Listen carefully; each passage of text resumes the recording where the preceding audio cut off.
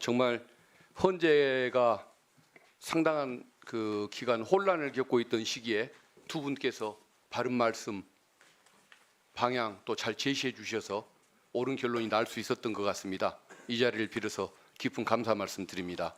그리고 이복현 금감원장님은 제가 보기에 이제 지난 정권이 되겠죠. 윤 정권의 공직자다운 공직자를 저는 몇 명 못 봤는데 그래도 우리 이복현 원장께서 나름의 그 소신을 갖고 업무를 처리해 주시는 것에 대해서 경의를 표한다는 말씀 드리고 질문을 시작하겠습니다. 우리 최상목 장관님, 네, 본인의 잘못을 나는 인정하는 법을 못 봤습니다. 나라 경제를 망가진 부분이든 내란 이후에 취했던 행동들이든 수많은 문제가 제기돼도 항상 변명이 길지 내가 잘못했습니다, 죄송합니다라는 말을 한 번도 한 걸 못 본 것 같아요. 자, 질문 드리겠습니다. 국민과 역사의 평가만 두려워하며 국가를 위해 책임 있게 행동하는 게 공직자로서의 도리다. 누가 한 말인지 압니까?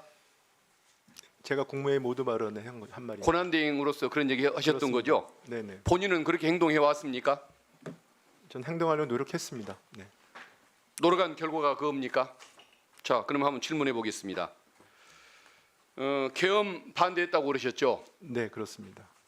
옆방에서 윤석열 전 대통령이 비상계엄 선포할 때 옆에 계셨던 좀 상황 아니었습니까?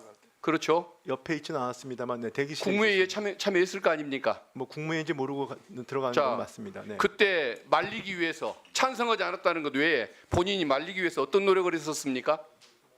직을 걸고 팔다리를 붙잡고 막는 행동했습니까? 그 부분에 대한 계엄을 막지 못한 국무회의 한 사람으로서 제가 그거는 뭐 기재위나 국회 본회의에서 직을 그런 걸고 걸 막았어야지. 말씀드렸습니다. 찬성하지 않았으니까 나는 반대했다라고 그렇게 얘기를 합니까? 설득을 하려 노력했습니다. 그러면 설득해도 안 됐으니까 가서 발표하시오, 내란 범죄 저지르시오라고 방관하는 게 그게 장관의 태도입니까? 뭘 그렇게 잘난 게 많아요? 제가 잘난 걸 말씀드리는 건 부끄러움을 아니고요. 하세요. 제가 항상 말이 많아요.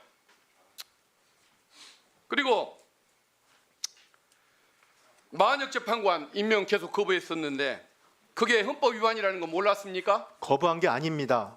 임명하려고 노력을 했습니다. 84일간 안 했는데 노력했어요. 제가 두 사람을 임명을 해가지고 일단 헌법재판소는 마한혁 재판관을 묻습니다. 헌법재판 돌아가는 노력을 했습니다. 헌법재판소가 결정을 한 이후에도 28일간 그걸 결정을 뭉갰어요.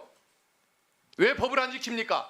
그 부분에 대해서는 저도 노력했다 말씀을 드리지 않습니까? 그걸 노력이라고 국무위원들하고 상의를 얘기하는 게 하고요. 아닙니다. 그다음 개긴다고 그때는 얘기를 해요. 또 거기 권한대, 그러니까 총리께서 국민들은 언제 돌아오실지 모르기 상식인들은 때문에 그런 경우를 두고 개긴다고 얘기하지 노력했다고 얘기하지 않습니다.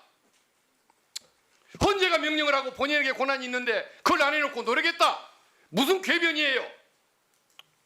그리고 경호처 영장 집행 거부하고 특수 공무집행 방해 범죄 저지를 때 왜 말리지 않았습니까? 그때는 무력 충돌이 있으면 안 되기 때문에 그 부분에 대해서 그러니까 제일 신경을 경호처한테 썼습니다. 저항하지 말라고 얘기해야 무력 충돌이 안 생길 거 아닙니까? 왜 아무것도 안 하고 그걸 방치했습니까? 제가 무력 충돌이 벌어지지 않도록 양측에 정말 여러 차례 주의를 요구했습니다. 부끄러움을 아세요. 그 직무유기 범죄 고발되는 거 알죠? 그리고 경제장관으로서 경제를 살릴 의지가 있었는지 자체가 저는 의문스러워요. 경제가 제일 싫어하는 것이 불안정, 혼돈 상황 아닙니까? 그래서 헌재재판관 두 그런데 명을 왜? 임명했습니다. 왜 이런 전국을 혼란시키는 상태를 더 방치하고 그걸 계속 물러날 때까지 방관을 하는 태도를 취했습니까? 그리고 환율로 올라가기를 바라서 미국 국채에 투자를 했습니까? 그럼 외화를 가지고 있던 오랫동안 가지고 있던 민간인 때부터 가지고 있던 외화 자, 예금을 됐습니다. 외화 국채로 전환한 최순실 것뿐입니다. 사건 때 국정농단 사건 때 본인이 경제비서관 하면서 재벌들한테 486억 뇌물 수금하는 역할을 했죠.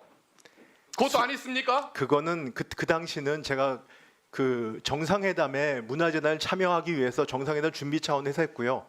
돈 뜯는 역할을 했잖아요. 분배하고 돈 안 내는 기업이 어디냐고 압박까지 했던 것이 본인 아닙니까? 그거는 근데 아직까지도 기소가 안 되고 사실과 있어요. 다릅니다. 그리고 그 이거 당시에는 탄핵이 문제가 아니라 그 범죄까지 반드시 기소가 돼서 소부치소로 가게 만들 겁니다. 의원님 한 말씀 올리겠습니다. 탄핵이 문제가 아니고 그 당시에 그와 관련된 많은 분들이 저 아까 말씀하신 범죄에 다 무죄가 나왔습니다. 나는 판결에 나온 사실을 가지고 얘기하는 거예요.